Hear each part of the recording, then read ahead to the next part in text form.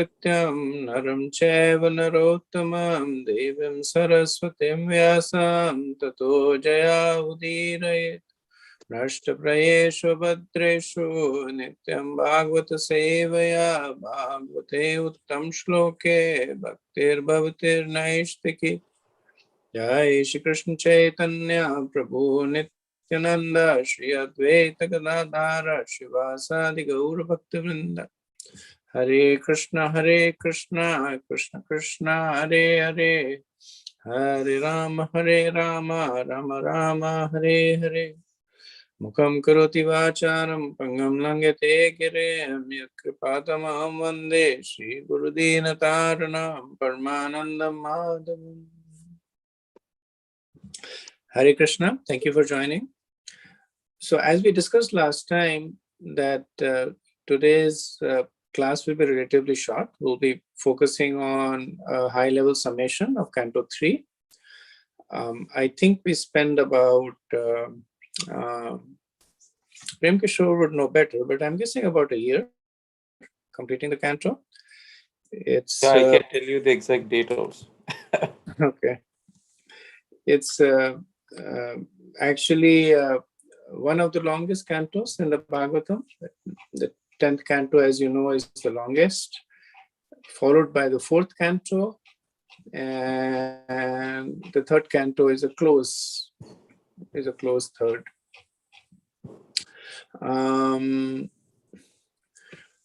So where are we in terms of completion? So the first 3 cantos had total of 62 chapters and 2,613 verses that we completed. In terms of the completion of our first 6 cantos target, we are about half done, 47%, close to half done. The next canto, 4th canto, is actually the second largest canto with 31 chapters and 1443 verses over 1779 pages. It has slightly longer purports compared to the 3rd canto, a little bit more descriptive. In the 3rd canto, average verse was 1.15 pages, 4th canto is 1.23 pages. The 4th canto also has this distinction of having the single longest chapter in the Bhagavatam. So the 29th chapter of the 4th canto is the longest chapter of the Bhagavatam with 89 verses in it. Okay, so quick recap. The first canto introduced us to the building blocks. So essentially the 4 B's were introduced: Bhagwan, Bhagavatam, Bhakta, and Bhakti. So the 19 chapters in the first canto essentially introduced us to these key philosophical elements. Right from the beginning, the position of Bhagwan was established to be Krishna. And the 6 questions that are asked by the sages, they help establish the importance of Bhakti. And the Bhagavatam's importance is established as more so after the disappearance of Krishna. And then the first canto also introduced us with the key with the key elements of the Bhagavatam. So the circumstances surrounding the speaking of the Bhagavatam, the biography of the speaker. So the circumstances surrounding the speaking is the trance of Vyasadeva, the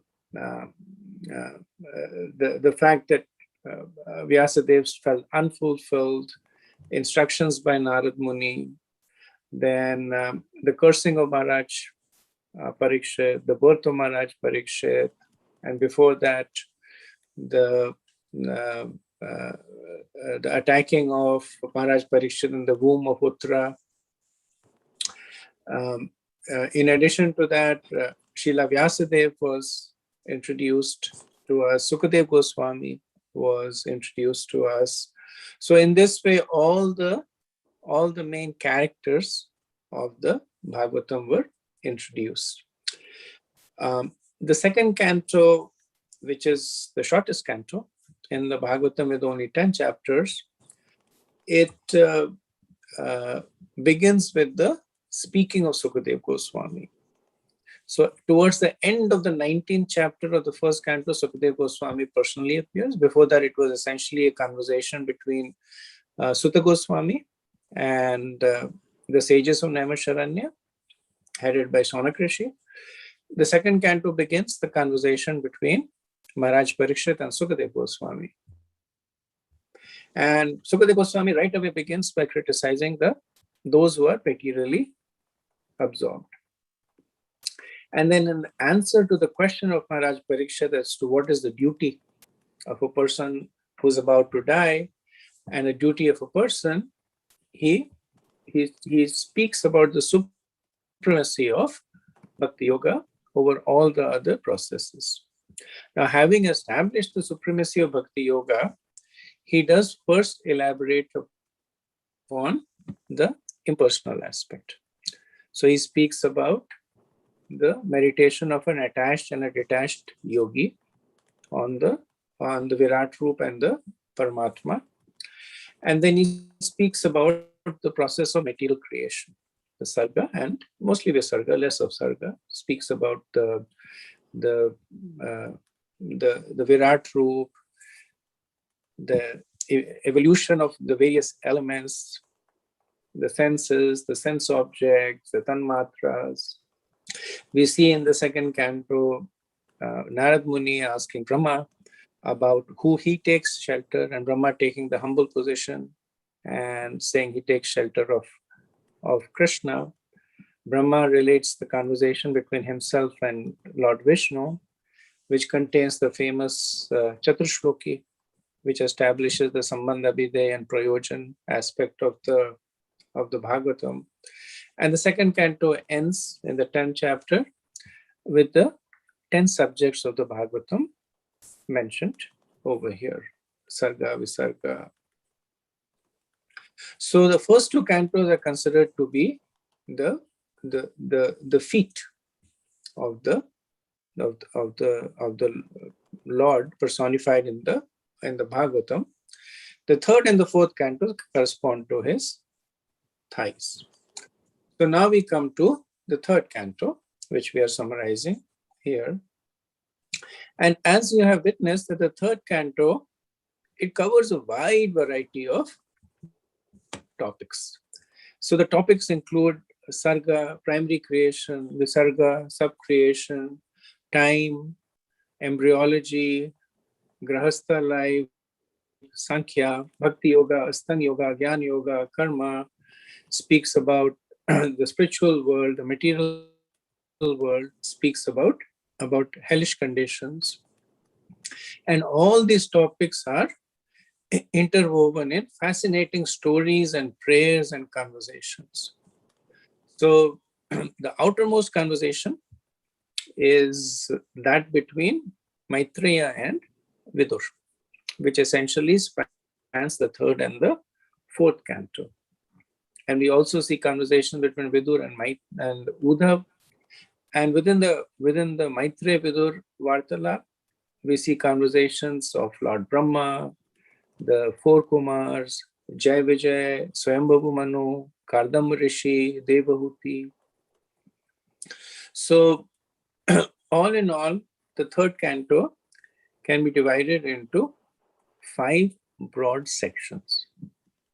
The first, which is the first 4 chapters, talks about the meeting of Uddhav and Vidur. The second, which is chapters 5 to 12, talks about the primary and secondary creation. The third, which is chapters 13 to 19, talks about the pastimes of Lord Varaha. The fourth, which is 21 to 24, is Kardama Muni's household life.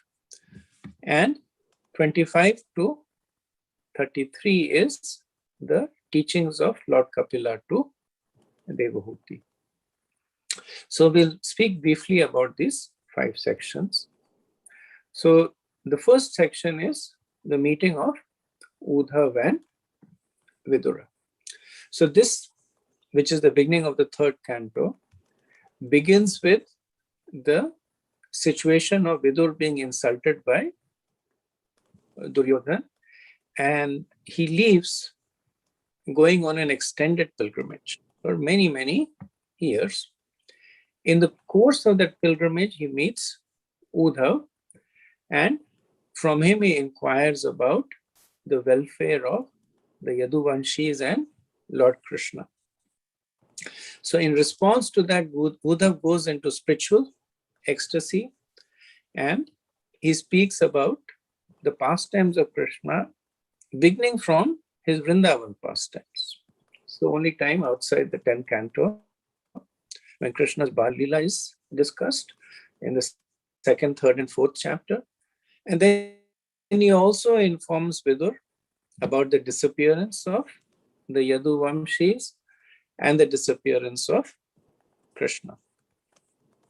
So in course of this, Uddhava does share that he and Maitreya were fortunate to meet Krishna just before he was going back to the spiritual world, and Krishna gave him many valuable instructions. So Vidur is very anxious and eager to hear about them. But Uddhava is a little reluctant to instruct Vidur, given the fact that Vidur has a status that is like Uddhava's father. So Uddhava directs Vidur to go to Haridwar and meet with Maitreya, who was also present at the time of the conversation, and inquire from him. And Uddhava himself, as per the instructions of Krishna, goes to Badrika Ashram.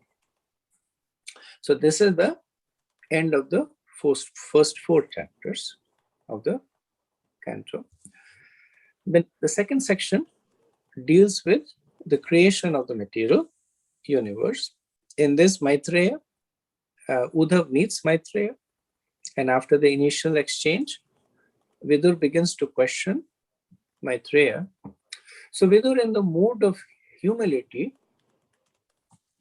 and in the mood of benevolence to us, to the common person, he speaks about topics, or he asks about topics that are relevant to the common person.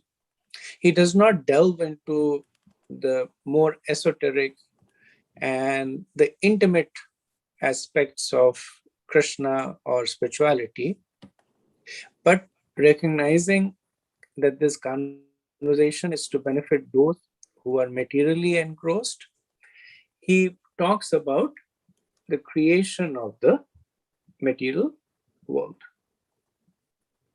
So Maitreya responds by describing the creation of the universe originating from Mahavishnu, and then his subsequent expansion into Garbhodaksha Vishnu, the appearance of the Virat root, and then the further creation in the universe. So hearing all this, Vidur is a little surprised. Seeing that the Lord is so intimately connected with the creation of the material universe, Vidur asks Maitreya that how can the Lord be so intimately connected to the material world but still not be affected by the gunas? And related to that also, he asks that how does the jiva get connected to the material world, considering that both the Lord and the jiva are made of the same spiritual composition. So Maitreya, he answers a little firmly, saying that anybody who thinks that the Lord is influenced by matter is an illusion. And he explains that there is a difference between being connected and being contaminated. So while the Lord is connected to the creation of the material universe, he is never affected by it.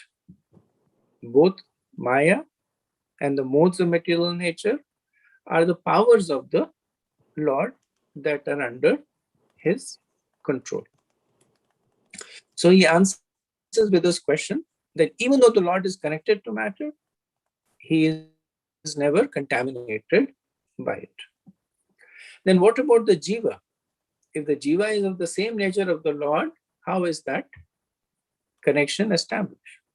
So Maitreya explains that even the Jiva never suffers. And then he explains with an example that in a dream, if you see your head being cut off, then in the dream you would suffer. But when you wake up, your head is there and there is no suffering. Same is the situation with the Jiva. Just like the Jiva is falsely identifying with the matter, it is also falsely identifying with the suffering. In reality, the Jiva is neither matter and nor it is suffering. And then many examples are given to explain. There's the example of the moon reflecting on the water, that the reflection, it appears to waver, not because the moon is wavering, but because the water is wavering. So because of the Jiva's close association with matter, it acquires the characteristics of matter, but it never actually becomes matter. And then in the 7th chapter, Maitreya, he gives the solution. That he says that by chanting and hearing the transcendental name and form of the Lord, one achieves the cessation of unlimited material conditions. This is 3.7.14.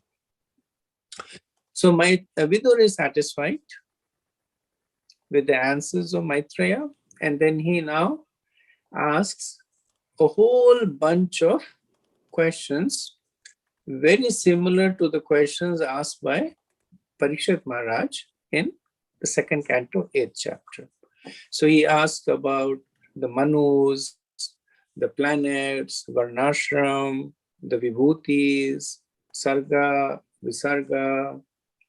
So Maitreya does not answer them one by one, but he topically will answer it in the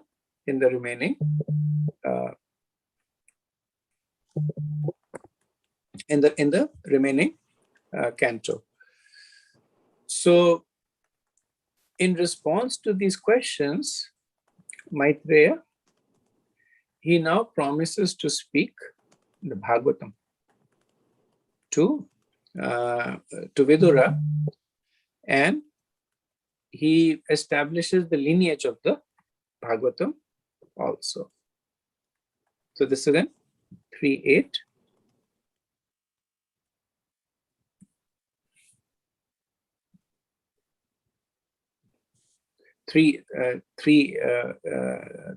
Verses 3 to 9, where he says that this knowledge that I am going to give you was spoken by Sankarshan to the 4 Kumaras, and he spoke it to Sankhyayan Muni, who spoke it to Parashar and Brahaspati, and Parashar, on the instructions of Pulastya Rishi, spoke it to Maitreya.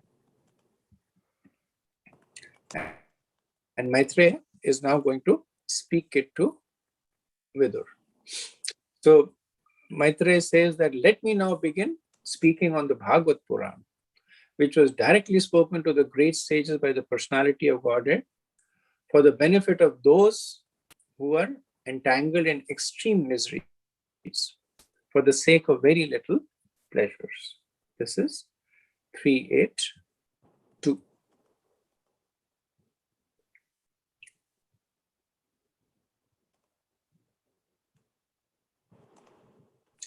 So Maitreya begins to speak about the knowledge that Vidur has asked by sharing the prayers of Lord Brahma. So we see Brahma praying to Lord Vishnu for the energy of creation, so that also he is not bewildered with pride. We see Brahma getting the darshan of the Lord and the benediction. And then in the 10th chapter, Maitreya will speak about the 10 divisions of creation, the 6 divisions of primary creations, the 3 divisions of secondary creation, and the one which is mixed. So the 6 primary creations are that of Mahatattva, Ahankar, Tanmatra, Indriyas, Devas, mind, and the 6 types of avidya. The 3 types of secondary creation by Brahma is that of the immovable living entities. These are the plants that are nourished vertically from the root upwards. Then the animals that are horizontally nourished, and the humans that are vertically nourished from the top to the bottom. Then the creation of the Kumaras comes in the mixed category, both Sarga and Visarga. Because by the inspiration of the Lord, Brahma creates the 4 Kumaras. Then in addition to the 4 Kumaras, we see Brahma creating Rudra, the 10 Manasputras, Kardamumuni. He also creates the Vedas, Upamedas. And then finally, he creates Vaibhava Manu and gives him the responsibility of populating the universe. When Swayambhavu Manu has been given this responsibility, his attention turns to the Earth planet, which he sees as submerged in the Garbhotaka ocean, and then he brings it to the attention of Lord Brahma. So, in addition to that, Maitreya in this section also speaks about time. So he talks about the time in general, then calculation of lifespans from short to very, very long, ending all the way till the life of Brahma. And then Maitreya says that this extraordinarily long life of Brahma is a half a breath of Lord Mahavishnu. And Mahavishnu is a portion of Lord Krishna. So he establishes the sense of perspective of where we are and where Brahma is, and where Brahma is and where Krishna is. In the 12th chapter, Brahma also speaks about the 5 kinds of ignorances. So this is the conclusion of the second part of the 3rd canto. So we now come to the 3rd part, beginning from chapter 13. From chapter 13 to 19 are the pastimes of Lord Varaha. So when Swayambhavu Manu was asked to create, as I mentioned, he talks about the fact that the Earth planet is submerged. And then Brahma, looking upon it, thinking of a solution, at that time, from the nose of Brahma, a small bore appears. And then it suddenly becomes larger and larger and larger. And that is none other than our Lord Varadev. So in talking about Lord Vara, there is the discussion of the pastimes of the antecedents of Lord Brahma. So Vidur had first asked about the activities of Swayambhava Manu and his descendants. And in response to that, Maitreya had described the appearance of Varadev. Because Manu, in order to begin the process of populating the universe, was helped by Varadev, who rescued the planet Earth. So while Varadev was rescuing the planet Earth, Maitreya mentions that he also kills the demon by the name Hirnaksha, essentially combining two different pastimes and two different manvantras. The Swayambhavu Manu was obviously in the very first manvantra, and the killing of Hirnaksh happened in the sixth manvantra of Chakshusha Manu. But Maitreya combines it, and Vidur, he is curious about it. So he asks about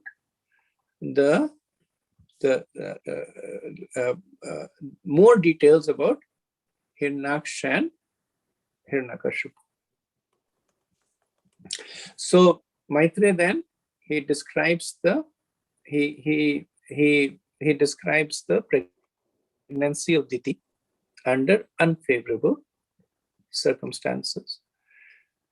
Describes the conversation between Maitreya and Diti, and then how Diti, knowing that the embryos within her womb would be the cause of so much of suffering and lamentation in the universe, held them for 100 years. It said mostly for three reasons: out of repentance, to protect the devas, and also to protect her sons. Because Kashyap Muni had said that your sons will be killed by Lord Vishnu.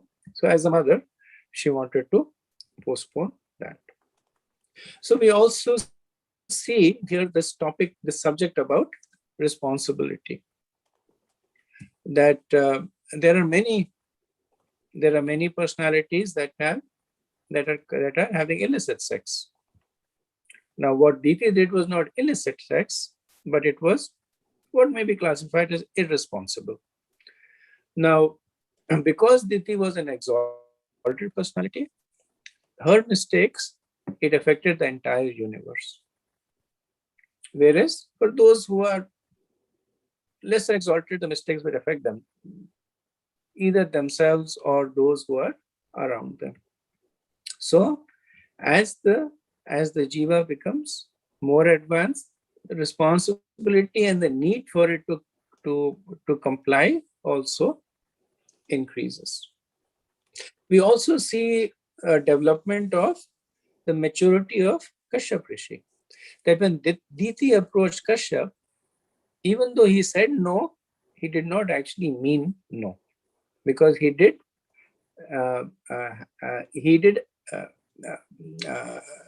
at the end of the conversation with Diti, he did agree to have conjugal relation with her.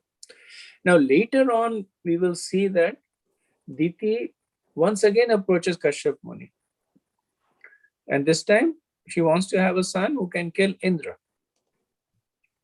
And similar circumstances, that she pleases Kashyap with service. Kashyap is attracted by her humble attitude. He offers her a benediction, ask me anything, and Diti asks for that. Now Kashyap Muni at this point, we see that how he has matured, that he gives Diti the Payovrata, the process of performing austerities by which she could get a son who could kill Indra. But buried in those austerities was devotional service. And as Diti performs those austerities, her consciousness becomes purified. Now, when Diti has these two demons in their womb, the devas are perturbed by all the disturbances that is happening, and they go and ask Brahma. And at that time, Brahma relates the antecedents of these two demons. He speaks about the the four Kumaras going to Vaikuntha, cursing Jaya Vijay, Lord Vishnu appearing, pacifying the four Kumaras, and glorifying the Brahmins, and accepting the curse, which resulted in the two doorkeepers falling as Jay and Vijay. So this section ends with the battle between Lord Vara and the killing of Hirnaksha. So this is the end of the third section of the Canto 3. Now the fourth section, which is chapters 21 to 24, talks about Kardam Muni. And we see a contrast also, that in contrast to Kashyap and Diti, the Grahastha life of Kardamba and Devahuti is completely centered around Krishna, even though they are enjoying extensively, but they're enjoying it in a Krishna conscious manner. So it speaks about the beginning of the section, Vidur again asks about Visarga. How did Krishna Brahma create the Prajapatis? What did he do after creating the Prajapatis? And in the 20th chapter, Maitreya once again gives a summary of Visarga, the creation of the Yakshas and the Rakshasas, the Devas and Gandharvas. Vidur asks about the dynasty of Manu. Now, this is a question that actually spans over to the fourth canto and the fifth canto. Essentially, the fourth canto is a description of the descendants of Swayambhavu Manu. The fifth canto is a description of the descendants of Priyavarta, who is a descendant of Swayambhavu Manu. So in the 21st chapter, we see Maitreya describing the descendants of Manu, that he had three daughters, Devahuti, Akuti, and Prasuti. So Devahuti is described completely in this canto. Akuti and Prasuti will be described, the descendants of Akuti and Prasuti will be described in the next canto, along with the descendants of Utanpal. And Priyavarta's descendants will be described in the concluding part of the fourth canto and through the fifth canto.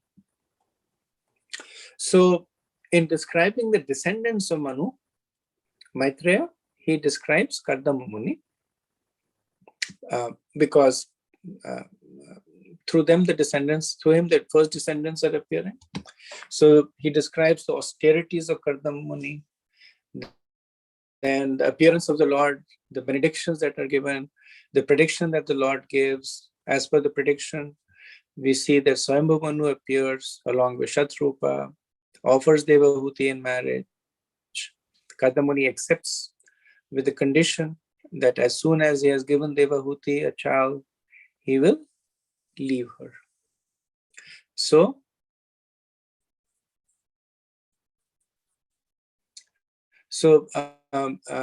Devahuti is married to Kardama Muni, and we see that she earlier on serves him with lot of austerities, because he was performing austerities, so was she. And Kardama Muni becomes very pleased by her austerities and asks her for what would she want. And Devahuti says she wants children. So we see Kardam, by his mystic power, he creates a aerial flying mansion, several stories tall. He asks Devahuti to take bath in Bindu Sarovar, and there she is served by spiritual ladies created by the opulence of Kardam Muni. And she emerges as one who is extremely beautiful, and together for 100 years they enjoy in this flying mansion. And then Kardama Muni and Devahuti have 9 daughters. And the 9 daughters are married by the instructions of Brahma to the 9 Prajapatis. So Kardama now is ready to go. However, Devahuti stops him and says that if a husband goes for the renounced order, the mother should be protected by a son. So Kardama Muni accepts the request of Devahuti and he stays back, and Lord Kapila appears. So after the appearance of Kapila, we see Kardama Muni with the permission of Kapila. He leaves the house and moves on in his traveling as a renunciate, ultimately reaching spiritual perfection. We also see the regret in Devahuti. Not so much at the leaving of Kardama, but then she regrets that she did not take his association properly. That even though she associated with him for thousands and thousands of years, but she never took shelter of his spiritual potency. So with Kardam gone, she turns to her son Kapila and asks him to provide her with abhayam, with fearlessness. So this ends the 4th section of the 3rd canto. Now we come to the last 8 chapters, which is the teachings of Lord Kapila to Devahuti.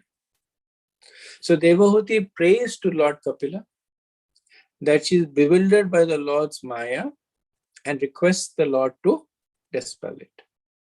So Lord Kapila responds by speaking about Adhyatmic Yoga, which is transcendental yogic practice that includes Sankhya, Astanga, and Bhakti.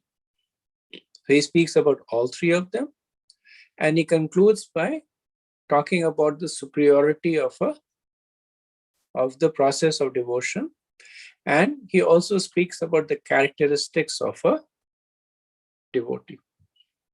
So having heard about the glories of Bhakti, Devahuti in the 25th chapter, she asks the Lord about the process of Bhakti to attain the Lord.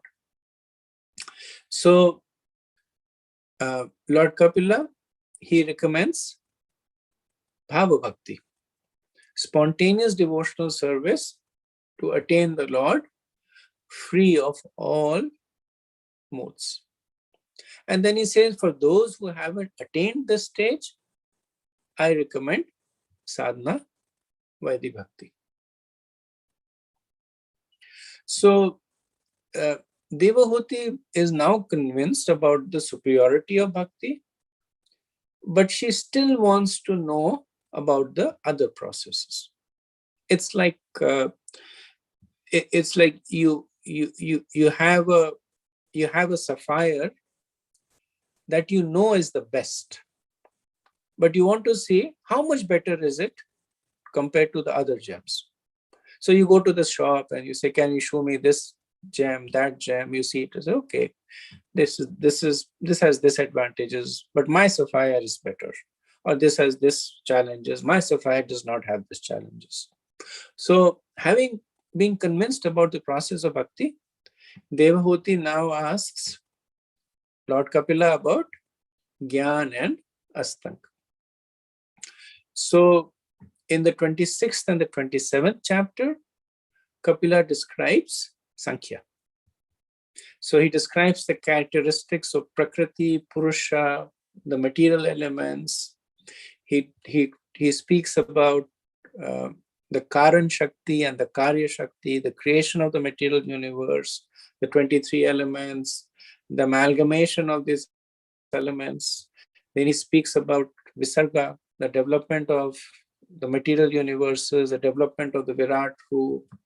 Then he speaks about the conditioned Jiva, the relationship between the Jiva and the Lord and the material elements. He speaks about the purpose of the whole creation, which even though is done by the will of the Lord, is there for the Jiva to satisfy his material cravings. And then there's an analysis of matter and spirit. So Sankhya is analysis, but there is a difference between the analysis that is done by Lord Kapila and the analysis that is done by material scientists. So even though Lord Kapila is doing what looks like material analysis, he's speaking about various elements, how they evolve from one another, what are the symptoms, how can they be distinguished, which is what material scientists do.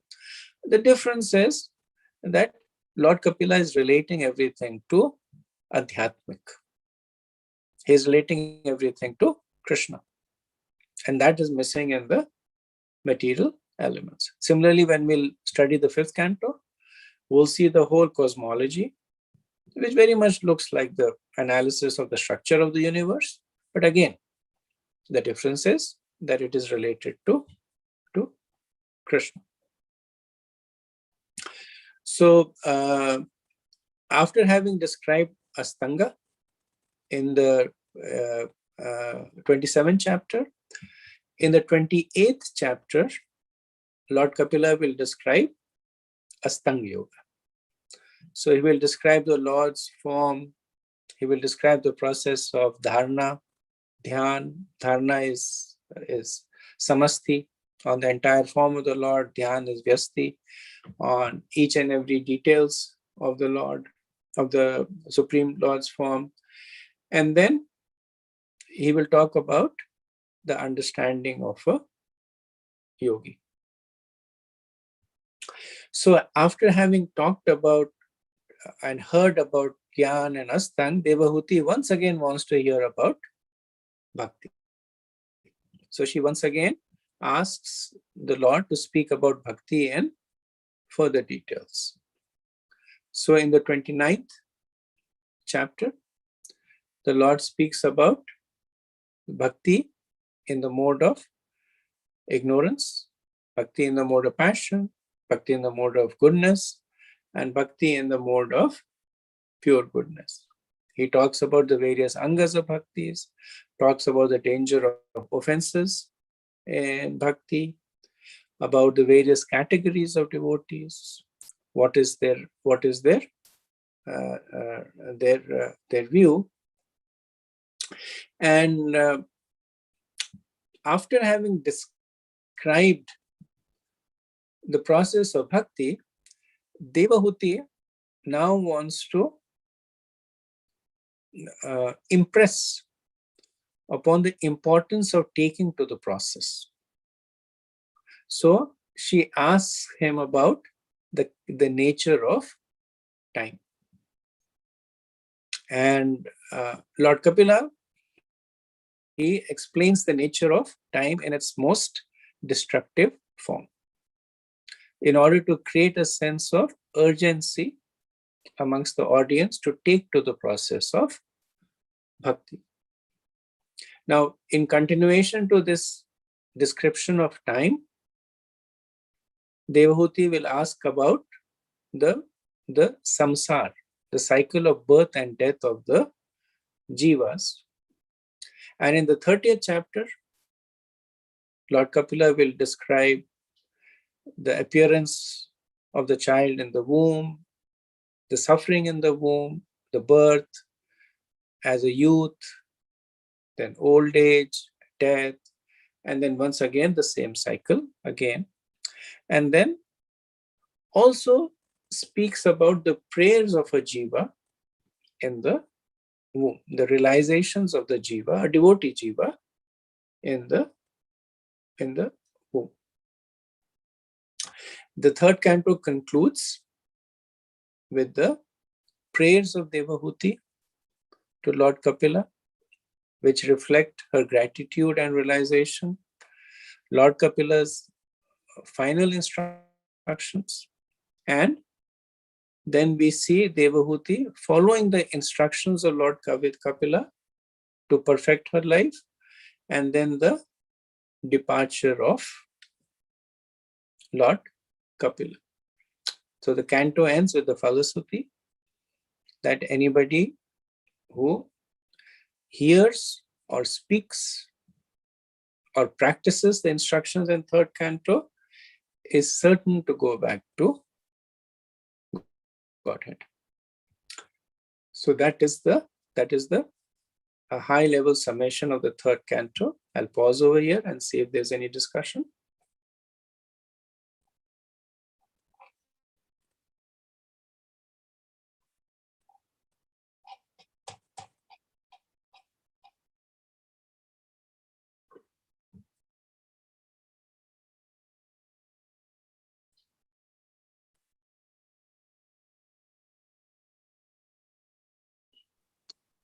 Hare Krishna Prabhu, in the beginning you said about 5 P's, no? Bhagavan, Bhagavatam, Bhakta, and Bhakti. What is the fifth one? Bhagwan, Bhagavatam, Bhakta, Bhakti. I must have misspoken, Prabhu. I think there are 4 P's. But let me check.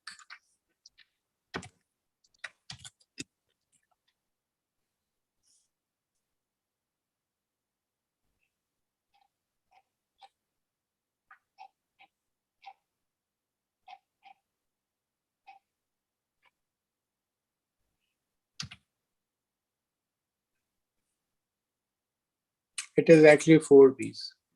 Maybe I heard wrong too. So maybe you said 4 and I heard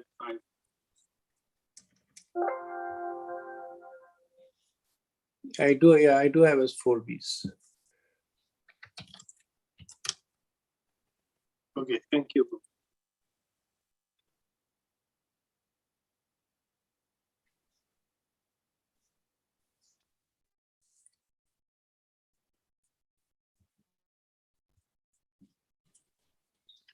Hare Krishna Prabhu, thank you so much for summarizing the cantos, the free cantos. Nicely done. Thank you so much. Yes. Hare Krishna. Thank you, Laita Madhav. Okay, so we will begin Wednesday with a summation overview of the 4th canto, and we'll start doing the verses over there. If there are no more questions, we'll pause here, stop a little early. It's Nirjala Ekadashi also, so everybody can benefit from a shorter class.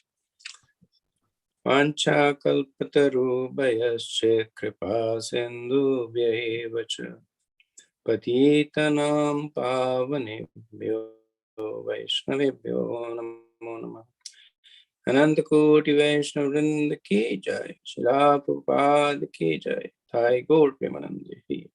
Hare Krishna. Thank you very much.